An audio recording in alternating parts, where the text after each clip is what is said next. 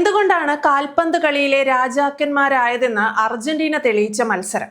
ലോകത്ത് തന്നെ വെല്ലാൻ ആരുമില്ലെന്ന് ലയണൽ മെസ്സിയും അടിവരയിട്ട മത്സരം. വീണ്ടും ഒരു ത്രില്ലറിൽ കൂടി ജയിച്ച് തുടർച്ചയായ രണ്ടാം ലോക കിരീടം എന്ന ആ സ്വപ്നത്തിന് തൊട്ടരികെ അർജന്റീന. ഇതുവരെ മെസ്സിയെ നേരിട്ടിട്ടില്ലാത്ത ഇംഗ്ലണ്ട് മെസ്സിയുടെയും അർജന്റീനയുടെയും ഫുട്ബോൾ മാജിക് കണ്ട് അമ്പരന്ന കാഴ്ച. ഫിഫ ബോയ് എന്ന് മുദ്ര കുത്തിയവർക്ക് മുന്നിൽ 39-ാം വയസ്സിലും കളം നിറഞ്ഞ 2 അസിസ്റ്റുകളോടെ അയാൾ ഫൈനൽ ടിക്കറ്റ് എടുത്തു. ചിരവൈരികൾ അറ്റ്ലാന്റയിൽ ഏറ്റുമുട്ടിയപ്പോൾ ഇതുവരെ ലോകകപ്പിൽ നടന്നതിൽ ഏറ്റവും റിസ്കേറിയ മത്സരമെന്നാണ് FBI പോലും റിപ്പോർട്ട് നൽകിയത്. ഒരു ഗോളിന് പിറകിൽ നിൽക്കുമ്പോഴും സ്കലോണി നടത്തിയ സബ്സ്റ്റിറ്റ്യൂട്ട്, കൃത്യമായ പ്ലാനിങ്ങുകളോടെ സർവാധിപത്യം പുലർത്തിയ അർജന്റീന. കളിയിൽ ആദ്യം ഇംഗ്ലണ്ട് ആധിപത്യം പുലർത്തിയപ്പോൾ ലോക ചാമ്പ്യന്മാർ സെമിയിൽ തോറ്റു പുറത്താകുമെന്ന് കരുതിയവർ ഏറെയാണ്. പലതവണയും മെസ്സിയെ തകർക്കാൻ ഇംഗ്ലീഷ് പട പഠിച്ച പണി 18 നോക്കി.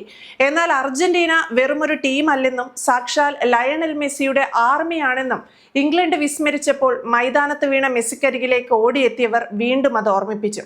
ലോകത്തൊരു പക്ഷേ മെസ്സിയെ വെറുക്കുന്നവർ പോലും അയാളുടെ കരുത്ത് ആ ടീമാണെന്ന് ആവർത്തിച്ചുറപ്പിക്കും. ആദ്യ പകുതിയിൽ പറയത്തക്ക അവസരങ്ങളും ഉണ്ടായില്ല. 55-ാം മിനിറ്റിലാണ് ഇംഗ്ലണ്ട് ഗോൾ അടിച്ചത്.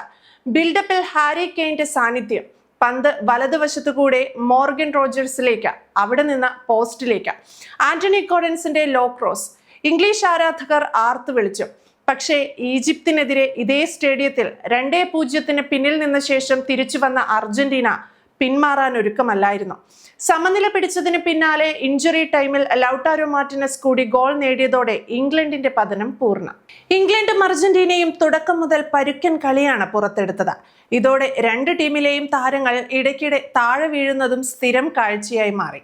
ചില ഫൗളുകൾക്ക് ശേഷം 2 ടീമിലെയും കളിക്കാർ ഉരസുകയും ഉന്തും തള്ളും നടത്തുകയും ചെയ്തതോടെ റഫറിക്ക് പലപ്പോഴും മധ്യത്തിൽ കയറി ഇവരെ ശാന്തരാക്കേണ്ടിയും വന്നു. ആദ്യത്തെ 20 മിനിറ്റിൽ 2 ടീമുകളും തുറന്ന ഗോളവസരങ്ങളൊന്നും സൃഷ്ടിച്ചില്ല. കൂടുതൽ സമയവും പന്ത് മധ്യനിരയിൽ തന്നെ കറങ്ങി നടന്നപ്പോൾ കളി വിരസവുമായി തീർന്നു. എങ്കിലും ഇംഗ്ലണ്ട് ആയിരുന്നു അല്പം ഭേദപ്പെട്ട ടീം എന്ന് പറയാം. കൂടുതൽ അഗ്രസീവായി ഹൈ പ്രസിംഗ് കളിക്ക് ശ്രമിച്ചത് അവരായിരുന്നു. അർജന്റീനയാകട്ടെ ആക്രമണത്തെക്കാൾ ശ്രദ്ധിച്ചത് പ്രതിരോധത്തിൽ. ആദ്യത്തെ ഹൈഡ്രേഷൻ ബ്രേക്കിന് പിരിയുമ്പോൾ 2 ടീമുകളും കൂടി വഴങ്ങിയത് 11 ഫൗളുകളാണ്. 32-ാം മിനിറ്റിൽ സെറ്റ് പീസിൽ നിന്നും ഇംഗ്ലണ്ടിന് അക്കൗണ്ട് തുറക്കാൻ നല്ലൊരവസരം.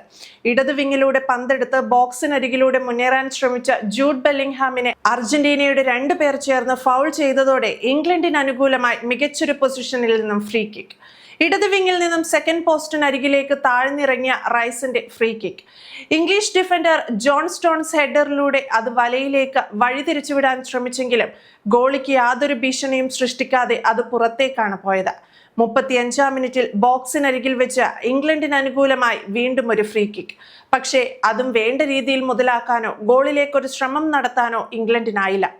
55-ാം മിനിറ്റിൽ അർജന്റീനയെ സ്തബ്ധരാക്കി ആന്റണി ഗോർഡനിലൂടെ ഇംഗ്ലണ്ട് അക്കൗണ്ട് തുറന്നു. അതിവേഗ കൗണ്ടർ അറ്റാക്കിൽ നിന്നായിരുന്നു ഗോളിന്റെ വരവ്. വലതു വിങ്ങിലൂടെയുള്ള മോർഗൻ റോജേഴ്സിന്റെ മുന്നേറ്റത്തിനൊടുവിലായിരുന്നു ഗോൾ. ലീഡ് വഴങ്ങിയതോടെ യഥാർത്ഥ അർജന്റീന ഉണർന്നു.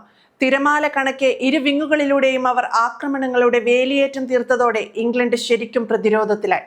57-ാം മിനിറ്റിൽ ബോക്സിന്റെ വലതു വിങ്ങിലൂടെ കുതിച്ചു കയറിയ സിമിയോണിയെ ഒരു ഗംഭീര ടാക്ലിംഗിലൂടെ സ്പെൻസ് തടഞ്ഞതോടെ ഇംഗ്ലണ്ട് രക്ഷപ്പെട്ടു.